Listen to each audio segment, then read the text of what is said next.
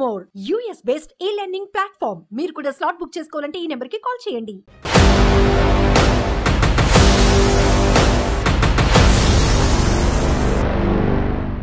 అందమైన జీవితానికి స్వాగతం. నమస్తే కళ్యాణ్ గారు. నమస్తే జయ గారు. నెంబర్ ఉంది నా దగ్గర, కాల్ చేస్తాను. నేను జయానండి, అందమైన జీవితం ప్రోగ్రామ్ నుంచి కాల్ చేస్తున్నాను. మేడం నమస్కారం అండి. నమస్తే అండి. నమస్తే. మీ మెయిల్ చూశాను, మాట్లాడొచ్చా మీతో? Madam right. నాతో పాటు డాక్టర్ కళ్యాణ్ చక్రవర్తి గారు కూడా ఉన్నారు, స్టూడియోలో ఉన్నాము. ఒక్కసారి మీరు మెయిల్లో ఏదైతే పెట్టారో ఒకసారి డాక్టర్ గారితో మాట్లాడండి. Okay madam. రైట్ డాక్టర్ గారు. నమస్తే శశి గారు. నమస్కారం సార్. పూర్తి పేరు ఏంటమ్మా? శశిరేఖ? నా పేరు శశిరేఖ అండి. కరెక్ట్. కానీ శశి అని పిలుస్తారండి. చెప్పు తల్లి, ఏంటమ్మా సమస్య? ఎవరిది? డాక్టర్ గారు, నాకు పెళ్ళై 6 సంవత్సరాలు అవుతుందండి, 6 years అవుతుంది. మా husband the dry fruits business అండి. బానే ఉంటాము, ఇద్దరం హ్యాపీగానే ఉంటున్నాము. సో ఏంటంటే నాకు పిల్లలు లేరండి. ఓకే. పిల్లలు లేరని చెప్పేసి చాలా సఫర్ అవుతూ ఉన్నాను. చాలా మంది డాక్టర్లను కలిసాను, చాలా గుళ్ళల్లోకి వెళ్ళాను, చాలా నా వరకైన ప్రయత్నాలన్నీ నేను ట్రై చేస్తూనే ఉన్నాను మేడం. డాక్టర్ దగ్గరికి వెళ్ళినప్పుడు కూడా అన్ని టెస్టులు కూడా చేశారు నాకు. సో టెస్టులు చేసినప్పుడు కూడా ఓకే, నాకేం ప్రాబ్లం లేదు, పర్వాలేదండి, మీకు అంతా బానే ఉంది అని చెప్పారు డాక్టర్లు కూడా. ఒకరిద్దరిని అలా చాలా మంది డాక్టర్లను కన్సల్ట్ అయ్యాము. ప్రాబ్లం ఏం లేదు మేడం, అవుతుంది అని చెప్పారు. ఓకే అండి అని చెప్పాను. చెయ్యని ప్రయత్నం లేకుండా ప్రతి ఒక్క ప్రయత్నం చేస్తున్నాను. కనపడ్డ రాయి కల్లా మొక్కుతూ ఉన్నాను. ఇలా ఉంటూ ఉండగా కాదమ్మా, కౌన్సిలింగ్ కి ఇద్దరు వెళ్తారు కదా, తను కూడా వచ్చారా? మీ హస్బెండ్ కూడా వచ్చారా? అవును మేడం. ఓకే. మరి కదమ్మా, అతనికి ఏమైనా సమస్య ఉందన్నారమ్మా మెడికల్ గా? ఏమన్నా చెప్పారా? అంటే తను చేయించుకోలేదండి టెస్ట్లు. తర్వాత ఇంకా నాలో ప్రాబ్లం ఏం లేదు అని చెప్పి 2-3 డాక్టర్లు సజెస్ట్ చేసిన తర్వాత తను కూడా చేయించుకోండి అని రిక్వెస్ట్ చేశాను. సో తను అప్పుడు చేయించుకున్నారు.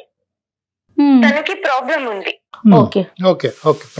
సో తనకి ప్రాబ్లం ఉంది, మెడిసిన్ వాడితే ప్రాబ్లం క్యూర్ అవుతుందండి, మీకు పిల్లలు అవుతారు అని చెప్పారు.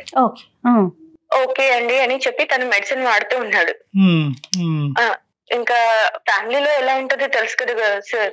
పిల్లలు లేకపోయేటప్పటికి సూటిముటి మాటలు, అసలు ఎలా అంటే చాలా ఇబ్బందిగా ఫీల్ అయ్యేదాన్ని. అయినా కూడా పర్వాలేదులే, నా హస్బెండ్ నన్ను చూసుకుంటున్నాడు కదా, అవుతుందిలే, మాకు ఎప్పటికైనా అవుతారు పిల్లలు అన్న హ్యాపీనెస్ లో ముందుకు వెళ్తూ ఉన్నాను. ఎవరేమన్నా పట్టించుకోకుండా అలా జీవితాన్ని కొనసాగిస్తూ ఉన్నాను. ఇది ఇలా ఉండగా ఎప్పుడు తను భోజనానికి నేను క్యారియర్ పంపిస్తాను తనకి, షాప్ కి. తనైనా వచ్చి తింటారు, నేనైనా వెళ్ళి ఇవ్వడం, అలా జరుగుతూ ఉండేది. ఒక రోజు సడన్ గా అనుకోకుండా తను నాకు ఆకలి లేదు, నేను రాను అన్నారు. లేదు భోజనం చేయాల్సిందే అని చెప్పేసి నేను క్యారియర్ తీసుకొని షాప్ కి వెళ్ళానండి. నేను షాప్ కి వెళ్ళే లోపల తను అక్కడ ఇంకొక అమ్మాయితో కూర్చుని చాలా సరదాగా చాలా ఇదిగా మాట్లాడుతూ ఉన్నారు. నేను అక్కడ ఉన్నానని చూసి కూడా నన్ను ఆ అమ్మాయికి కూడా ఇంట్రడ్యూస్ చేసి కూడా వాళ్ళిద్దరూ హద్దులు దాటి నా కళ్ళ ముందరనే అలా ఉండడం చూసి తట్టుకోలేకపోయాను.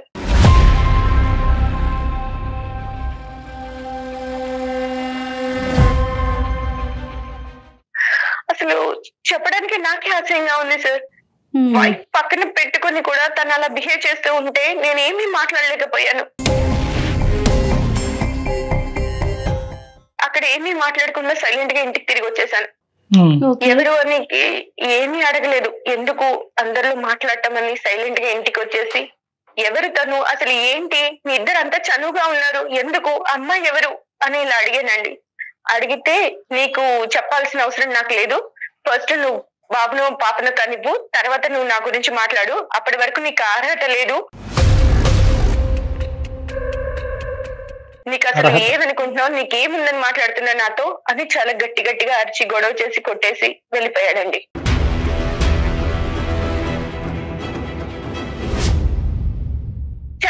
అసలు చాలా నరకం అనిపించింది. నేను అన్ని నాలో ప్రాబ్లం లేకపోయినా కూడా నేను చాలా హ్యాపీగా ఉన్నాను. నా ప్రాబ్లం నాలో లేదు, తనలో ఉన్నా కూడా నేను అవన్నీ పట్టించుకోకుండా తనతో జీవితాన్ని కొనసాగిస్తూ చాలా సంతోషంగా ఉంటూ ఉన్న టైంలో తను ఇలా చూసి తట్టుకోలేకపోయాను మేడం.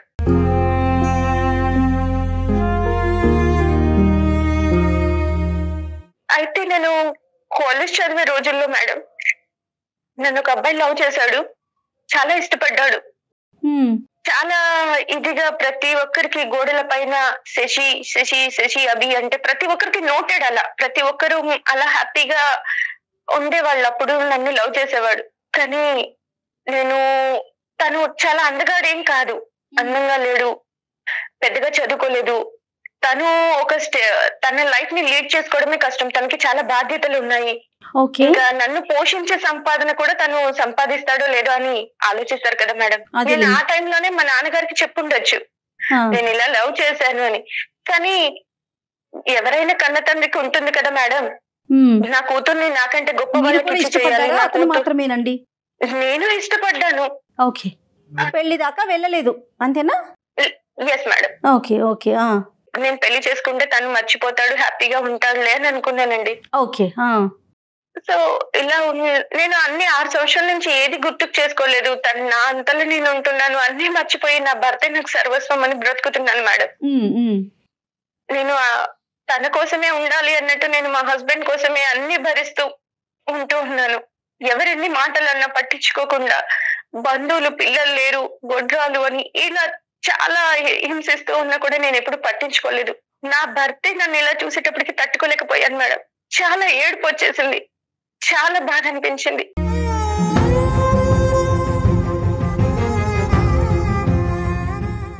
సడన్ గా ఇన్స్టా ఫాలో అవుతూ ఉంటే నాకు ఆ పర్సన్ నెంబర్ కనిపించింది మేడం, ముందతంది.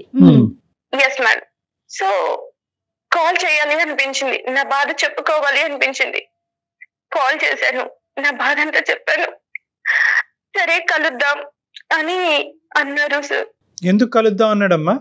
ఇలా ఏడవ బాకు, ఏం కాదు, అన్ని సర్దుకుంటాయి, సరే కలిసి మాట్లాడదాం ఒకసారి. ఇంతకాలం బట్టి అతను పెళ్లి చేసుకోకుండా ఉన్నాడమ్మా అతను? లేదు సార్, తనకి పెళ్లి అయింది. పెళ్లి అయ్యిందా? Okay okay. Yes sir. అతను హ్యాపీగానే ఉన్నాడమ్మా అతను మ్యారేజ్?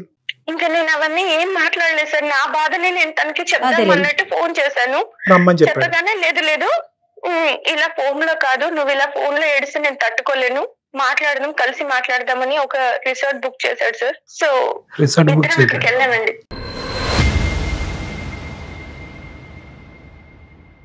రిసార్టే దొరుకుతాయమ్మా మనకి ఈ టైంలో? అంటే సార్ నేను అసలు ఆ సిచ్యువేషన్ లో ఎక్కడ ఏంటి అని కూడా ఏం ఆలోచించలేదు సార్. ఫస్ట్ అసలు మాట్లాడాలి, నా బాధను తనతో చెప్పుకోవాలి. నేను ఇలా ఇదయ్యాను, నీ మీద ఉన్న ప్రేమను కూడా నేను చంపుకొని ఇలా ఉంటే నన్ను ఇలా ఇది చేస్తున్నారన్న పెయిన్ లోనే ఎక్కడ ఏంటి అని కూడా ఏం ఆలోచించలేదు. సరే వెళ్ళావమ్మా రిసార్ట్కి వెళ్ళారా? వెళ్ళాను సార్. సో రిసార్ట్ కి వెళ్ళిపోయేటప్పటికి తనని 6 years నుంచి మిస్ అయిన ఫీలింగ్ తట్టుకోలేక అసలు చూడగానే నన్ను నేను కంట్రోల్ చేసుకోలేకపోయాను సార్.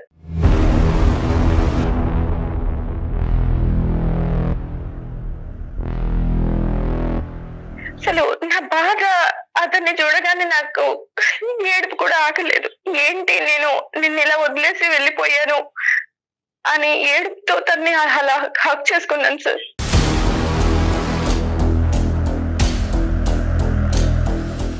హక్ చేసుకొని నా బాధ అంతా తనకి చెప్పుకొని చాలా ఫీల్ అయ్యాను.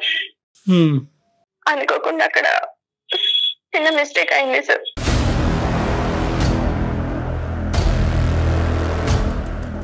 అలా కలుసుకుని బాధ చెప్పుకోవటం అంటే కనుక మనసులు కలుసుకుని చెప్పుకోవటమా, లేదంటే భార్యాభర్తల కింద కూడా కలిసారా? ఎస్ సార్, 3 months కి తెలిసింది సార్ నేను కన్సీవ్ అని. అయ్యో రామా. సో కన్సీవ్ అవ్వగానే ఇంట్లో వాళ్ళందరూ ఎప్పటి నుంచో ఎదురు చూస్తున్నారు కదా, చాలా హ్యాపీగా ఫీల్ అయిపోయి అందరికి బంధువులకు చెప్పుకోవడము, చాలా సెలబ్రేషన్ లాగా చేసుకుంటున్నారు, చాలా హ్యాపీగా ఫీల్ అవుతున్నారు. మా హస్బెండ్ కూడా అందరూ చాలా ఒక ఫెస్టివల్ లాగా చేసుకుంటున్నారు సార్. యాక్చువల్లీ అక్కడ విషయం ఏంటంటే, యాక్చువల్లీ నా కడుపులో పెరుగుతున్న బిడ్డకి తండ్రి నా భర్త కాదన్న విషయం నా ఒక్కదానికే తెలుసు సార్.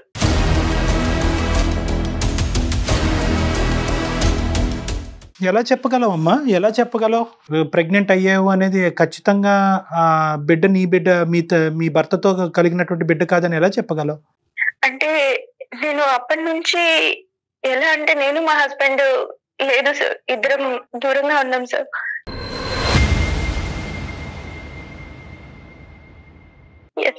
ఇప్పుడు కన్సీవ్ అయ్యాను.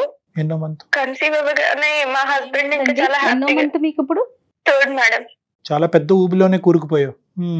నాకు ఇప్పుడు బాధ ఏంటంటే సార్, ఇది నా హస్బెండ్ వల్ల కాదు, తన వల్ల. నేను ఈ విషయం తనకి ఎలా చెప్పాలి?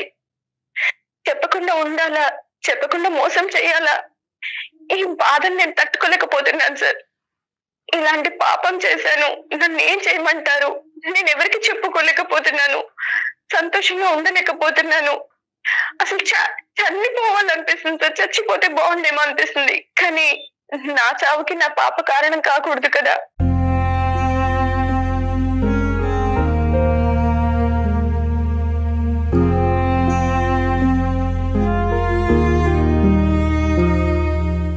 తనని ఎందుకు బలి చేయాలి అని ఆలోచిస్తున్నాను. ఇంకొక సెకండ్, అసలు ఏంటి వద్దు, నాకు ఇది నేను తీసేయించుకోవాలి, నాకు ఇది వద్దు, ఇంట్లో వాళ్ళకి చెప్పకుండా మిస్క్యారీ అయిందని చెప్పి తీసేయించుకోవాలా అని ఇలా చాలా చాలా చాలా డౌట్స్ వస్తున్నాయి సార్.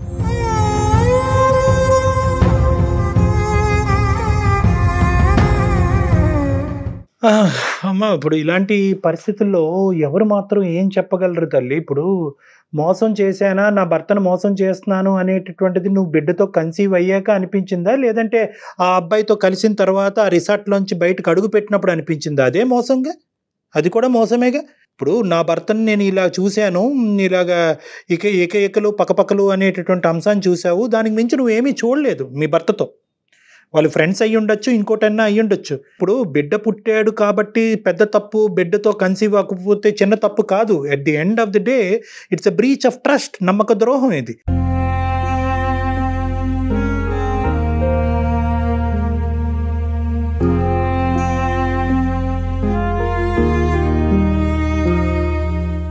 నీ భర్త ఏం చేశాడు అనేటటువంటిది కాసేపు తీసి పక్కన పెట్టండి. మీరు మనస్తాపం చెందారు, మీరు చూసింది ఒకటి, ఊహించుకుంది ఒకటి, మీ మనసులో ఆలోచించింది ఒకటి, ఫైనల్గా జరిగింది ఒకటి.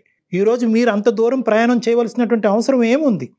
నిజంగా మీ మనసులో ఆ అబ్బాయికి అంత స్థానం ఉంటే కనుక అందచందాలు, హెచ్చు తగ్గులు ఇవన్నీ తీసి పక్కన పెట్టి మీ తండ్రితో పోరాడి అతన్నే పెళ్లి చేసుకుంటే పోయిండేదిగా.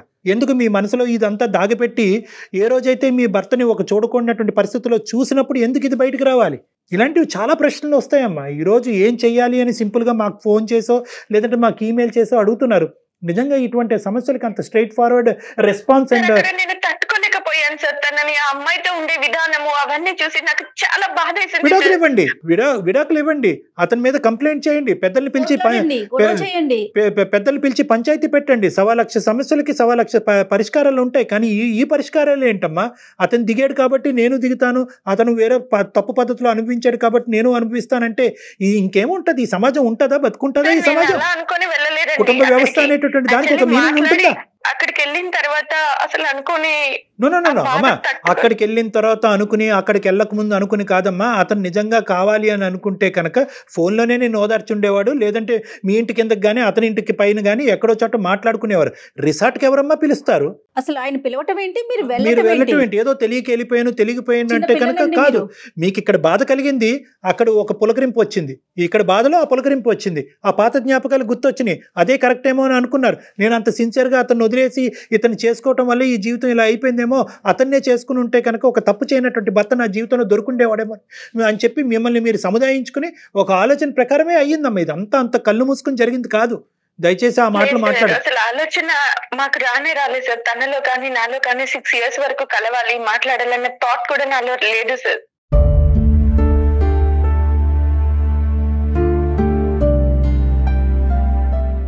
అక్కడ అలా చూసిన తర్వాత సిచ్యువేషన్ కంట్రోల్ అవ్వలేక నేను తనకి ఫోన్ చేసి నా బాధను షేర్ చేసుకోవాలి అనుకున్నాను తప్పించి ఇంకా నేను అంతకు మించి ఇంకేం అనుకోలేదు. అక్కడికి వెళ్ళిన తర్వాత ఓదార్చే టైంలో అలా సినిమా అండి అవ్వదమ్మా, అలా అవ్వదు. సరే, ఇప్పుడు ఏంటంటే నిన్ను నిందించి నిన్ను ఖండించడం అనేది ఇక్కడ సొల్యూషన్ కాదు.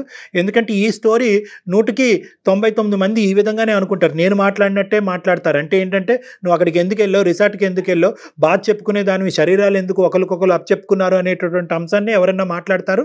నెంబర్ 2, ఎవరన్నా ఏమన్నా అంటే కనుక అతను గడ్డి తిన్నాడు కాబట్టి నువ్వు గడ్డి తింటావమ్మా, నీ భర్త గడ్డి తిన్నాడు కాబట్టి నువ్వు గడ్డి తిన్నావమ్మా అని అంటారు. లేదా ఇంకొక ఇంకొక వంతు మనుషులు ఏమంటారంటే కేవలం నీ భర్తని ఒక స్త్రీతో పాటు ఒక సంతోషకరమైనటువంటి వాతావరణంలో చూసే దానికి మించి నువ్వు ఏమీ చూడలే కదమ్మా, అతనికి మించినటువంటి మెట్టెక్కి నువ్వు ఎందుకు ఇంత ఇంత ఇలాంటి దానికి ఒడిగట్టావని చెప్పి అనుకుంటారు. ఈ మూడు రకాలుగా పబ్లిక్ తప్పే, నాకు తెలుసు ఆ విషయం, బట్ నేనేమి చేయలేకపోతున్నాను సార్ ఇప్పుడు.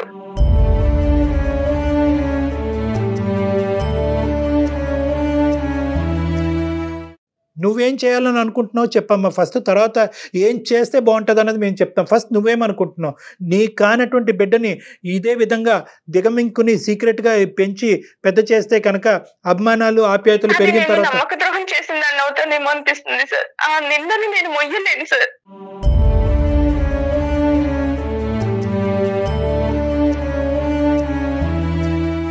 ఇప్పుడు అతని పొజిషన్ ఏంటి, మీ హస్బెండ్ పొజిషన్? తను చాలా హ్యాపీగా ఫీల్ అవుతున్నాడు సార్. ఇన్ని ఇయర్స్ తర్వాత కన్సీవ్ అయ్యింది నా వైఫ్ అని చాలా సెలబ్రేషన్ గా చాలా హ్యాపీగా ఫీల్ అవుతున్నాడు. పుట్టబోయేటటువంటి బిడ్డని పుట్టక ముందే ఇంత బాగా ప్రేమిస్తున్నాడు అనే ఆలోచన వల్ల ఇప్పుడు నువ్వు చేసిన తప్పు అని నీకు అనిపిస్తుందా? అంటే సార్ నాకు అర్థం కాదు, పిల్లలు పుడితేనే భార్యనా సార్? పుట్టకపోతే భార్యని ఏ రకంగా అయినా ఊహించుకోవచ్చా? పక్కన ఇంకొక అమ్మాయి భార్య నించొని ఉంటే ఇంకొక అమ్మాయి ఆవిడతో ఉంటే భార్యకి ఎంత బాధ అవుతుంది సార్? అమ్మ, బిడ్డల గురించే భార్య అనేటటువంటిది తప్పు, కానీ బిడ్డల గురించే భార్య అనేటటువంటి విధంగా పక్కదో వెళ్ళినటువంటి భర్తను చూసి ఆడది ఇంకో తప్పుతో పట్టి వేరే వ్యక్తికి గర్భం దాల్చడం అనేది తప్పున్నారా? సో ఇక్కడ నేనేమంటున్నానంటే అది తప్పే ఇది తప్పే. ఆ సబ్జెక్ట్ గురించి మనం తర్వాత మాట్లాడుకుందాం. నీ భర్త ఎందుకు అలా ఆలోచించాడు, బిడ్డ పుట్టగానే బిడ్డతో కన్సీవ్ అవగానే నీ దగ్గరికి ఎందుకు పరిగెట్టుకుని వచ్చాడు అనేది సపరేట్ సబ్జెక్ట్. ఆ ప్రశ్న మీరు వేసుకోండి ఒకసారి, అది తర్వాత చేసింది కరెక్టేనా అనే ప్రశ్న మీ వైపు వేసుకోండి ఒక్కసారి. ఇప్పుడు మనం తప్పు చేశాను, నేను తప్పు చేయలేదు. ఇప్పుడు ఏంటంటే ఇప్పుడు అతను చేసిన తప్పు కాదా అండి అనేటటువంటి పరిస్థితిలో మనం లేము. అది కాదు ఇక్కడ సబ్జెక్ట్. ఇక్కడ మీరు చేసినటువంటి తప్పు, ఈ తప్పుకు పరిష్కారం ఏంటి, అసలు పరిష్కారం అన్నది ఉందా అనేది కూడా మనం అడగాలి. పరిష్కారం ఉందా? ఈరోజు డాక్టర్ కళ్యాణ్ చక్రవర్తి దీనికి పరిష్కారం చెప్పగలడా, లేదంటే నువ్వు పెళ్లి చేసుకున్న భర్త దీనికి పరిష్కారం చెప్పగలడా? అదే అర్థం కావట్లేదు సార్. నా జీవితం ఎటు వెళ్తుందో కూడా నాకు అర్థం కాని సిచ్యువేషన్ లో ఉన్నాను. దయచేసి మీరు నాకు హెల్ప్ చేయగలరా? నీ మైండ్ లో ఉన్న ఆప్షన్స్ ఏంటో చెప్పమ్మా, దాన్ని బట్టి నేను చెప్తా. ఆ బిడ్డకు తండ్రి తిను అని చెప్పి నేను ఉండగలనా? అంత ధైర్యం నాకు లేదు సార్. రైట్, అది ఉండలేవు. ఈ సీక్రెట్ గా అయితే దాచిపెట్టేటటువంటి అవకాశం లేదన్నది క్లియర్ కట్ గా ఇందాక చెప్పేశావు. Option number 2. రెండోది ఏంటి తల్లి? చెప్పకుండా వెళ్ళి మిస్క్యారీ అయిందని చెప్పాలా అని ఆలోచిస్తున్నాను సార్. అంటే అబార్షన్ చేసుకుని వెళ్దామనమ్మా? Yes sir. రైట్, అది రెండోది. మూడోది ఏంటమ్మా, ఇంకేమైనా ఉన్నాయా? లేదు సార్. మూడో ఆప్షన్ నేను చెప్పనా? ఆ బేబీ వద్దు తనకంతే. అమ్మ, ఇప్పుడు బిడ్డతో నీకు ఒక ఇమోషనల్ అటాచ్మెంట్ పెరిగిందా లేదా? పెరిగింది సార్. పెరిగింది కదా. సో ఒక అబార్షన్ అనేటటువంటి మార్గంలో వెళ్ళి బిడ్డనైతే చంపుకోలేవు కదా. అది మేము కూడా మాట్లాడలేం. అబార్షన్ గురించి ఎవరికి వాళ్ళు నిర్ణయం తీసుకోవాలి, కానీ బయట వ్యక్తులుగా మేము దాని గురించి చేయించుకోమా వద్దామా అని చెప్పేటటువంటి హక్కు మాకు లేదు. అది చట్టరీత్యా కరెక్ట్ కూడా కాదు. సో ఆ అంశాన్ని తీసి పక్కన పెడదాం. నేను మూడో ఆప్షన్ నేను ఒకటి చెప్తా. ఏదైతే అది అయ్యింది అని చెప్పి నీ భర్తతో ఈ పరిస్థితుల్లో నిన్ను చూడటం వల్ల నేను మనస్తాపం చెంది ఒక డిప్రెషన్లోకి వెళ్ళి నా స్పృహను కోల్పోయి నేనేం చేస్తున్నానో నాకు తెలియక ఈ తప్పు జరిగింది అనే విధంగా నీ భర్తకు చెప్తే అతని రియాక్షన్ ఏమవ్వచ్చు? అసలు తను ఇప్పుడు నువ్వు మాకు చెప్పిందేనమ్మా, నువ్వు మాకు ఏదైతే చెప్పావో ఇదే ఆస్పెక్టు ఈ బలైనటువంటి పరిస్థితిలో నువ్వు చేసినటువంటి పనితో నేను మనస్తాపం చెంది నేను అక్కడికి వెళ్ళి చెప్పుకోవటానికి తనకి చెప్పలేను సార్. దానికంటే చావడమే బెటర్ సార్.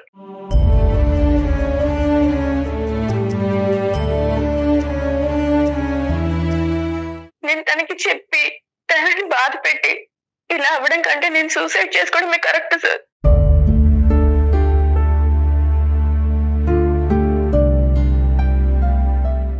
వద్దులేమమ్మా, ఇప్పుడు సూసైడ్ చేసుకోవాలనేటటువంటి ఆలోచనతో వచ్చిన దానివైతే ఈ వేదిక ఎందుకమ్మా? ఈ వేదిక మీద ఇప్పుడుకొచ్చి ఎవరికి సూసైడ్ చేసుకోండి అని మేము చెప్పం కూడాను. ఓకే, సో అది కాదు, అది తీసి పక్కన పెట్టండి. బ్రతుకుంటానికి 1000 కారణాలు ఉంటాయి, 100 సమస్యలకి 1000 సొల్యూషన్లు ఉంటాయి. కొద్ది కూల్గా మనం ఆలోచిద్దాం. ఇప్పుడు నేనేమంటున్నానంటే బిడ్డను వద్దు, మిస్క్యారేజ్ అయ్యిందని చెప్పి వాళ్ళకి చెప్తే బాగుంటుందేమో, సమస్యకి పరిష్కారం నువ్వు అనుకుంటున్నాం. కానీ చేతులారా ఏ తప్పు చేయనటువంటి ఒక బిడ్డని చంపుకున్నాను అనేటటువంటి ఫీలింగ్తో నువ్వు బతుకుండగలవమ్మా? అప్పుడు హ్యాపీగా ఉండగలవా నువ్వు? అది కూడా బాధేగా. అది కూడా బాధే. నీ పరువు జీవితాంతం మా బాధని మొయ్యగలనా సార్ నేను? ఇప్పుడు బిడ్డకు తండ్రి తను కాదు అని జీవితాంతం మా బాధ నేను అది కరెక్టే. కానీ నేను ఏంటంటే నువ్వు చెప్పినటువంటి ఆప్షన్ బి నేను అంటున్నానమ్మా. ఒకప్పుడు మిస్క్యారేజ్ అయ్యింది అనేటటువంటి విధంగా వాళ్ళు చెప్పటం వల్ల నీకు 2 సమస్యలు అప్పటికీ లైవ్లో ఉంటాయి. 2 నీ బుర్ర తినేటటువంటిది నేను డిప్రెషన్లోకి తీసుకెళ్లే 2 సమస్యలు అప్పటికీ ఉంటాయి. బిడ్డను నేను చేజేతులారా చంపుకున్నాను. ఒక మనిషితో కలవలసినటువంటి అవసరం ఏంటి?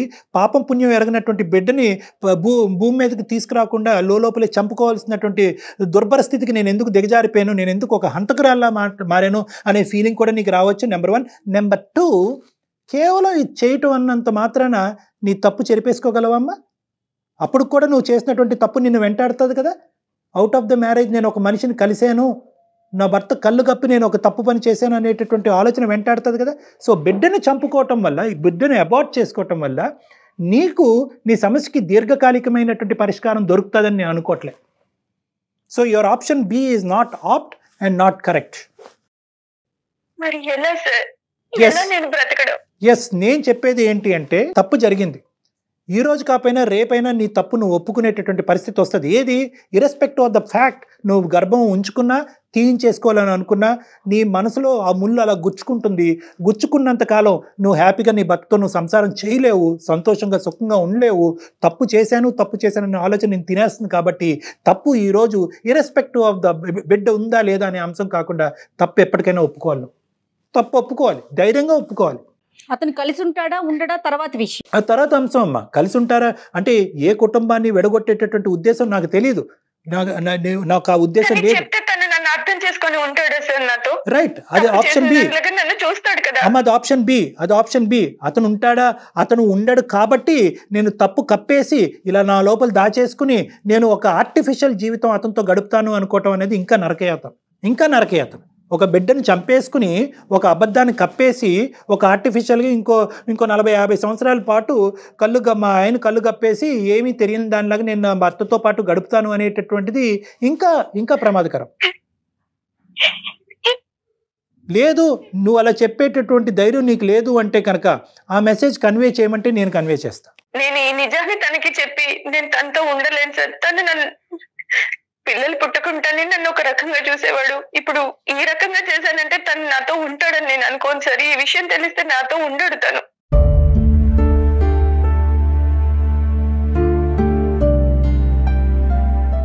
చూడమ్మా, అన్ని తప్పులకి ఒక పాజిటివ్, చాలా కంఫర్టబుల్ సొల్యూషన్ వస్తుంది అని అనుకోవద్దమ్మా.